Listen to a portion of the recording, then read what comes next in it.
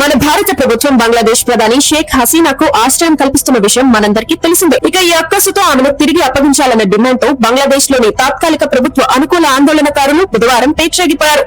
ఢాకాలోని Indian భారత high commission ను ముట్టడించేందుకు వందలాది మంది ర్యాలీగా వచ్చారు. బ్యారికేడ్లను ఏర్పాటు చేసినా వాటిని ధ్వంసం చేసుకుంటూ నిరసనకారులు ముందుకొచ్చారు. దీంతో పోలీసులు రంగంలోకి దిగి పరిస్థితిని అదుపులోకి తెచ్చారు. జూలై ఐక్యత బ్యానర్ పట్టుకుని ఆందోళనకారులు నిరసన కొనసాగించారు. భారత్ కు పారిపోయిన హసీనా ఇతర అగ్రనేతలు ఉన్నతాధికారులను తిరిగి అప్పగించాలని డిమాండ్ చేశారు. మేం ఇండియన్ హై కమిషన్ పై దాడి చేయబోం, కానీ పరోక్షంగా మా దేశాన్ని ఆధిపత్యం చలాయించేందుకు యత్నిస్తే చూస్తూ ఊరుకోం అని ఆందోళనకారులు ఆగ్రహం వ్యక్తం చేశారు. ఈ అనూహ్య ఘటనతో భారత్ తీవ్ర అభ్యంతరం వ్యక్తం చేసింది. ఢిల్లీలోని బంగ్లాదేశ్ దౌత్యవేత్త రియాజ్ హమీదులాల్ ను తన కార్యాలయానికి తక్షణం రావాలంటూ ఆయనకు భారత విదేశాంగ శాఖ సమన్లు జారీ చేసింది.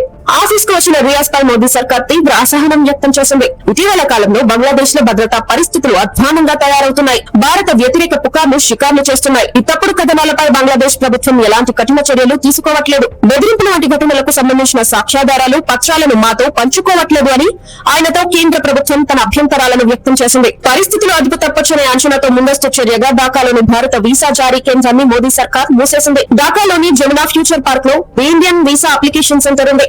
ఢాకాలోని అన్ని భారతీయ వీసా సేవా సెంటర్లకు ఇదే సమీకృత కేంద్రంగా పనిచేస్తుంది. ఇప్పటికే షెడ్యూల్ చేసిన వీసాల దరఖాస్తుల పరిశీలనను రీషెడ్యూల్ చేస్తున్నట్లు ఐవీఏసీ ఓ ప్రకటనలో పేర్కొంది.